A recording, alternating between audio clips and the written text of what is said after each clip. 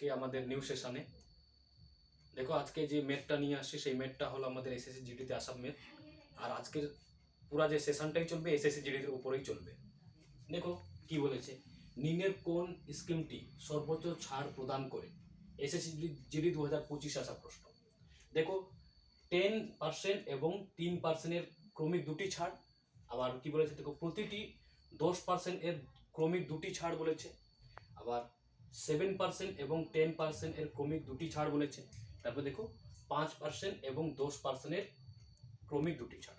এটা এই অঙ্কটা খুবই ইজি প্রসেস আমরা করব, কিছু করার নেই অঙ্কতে।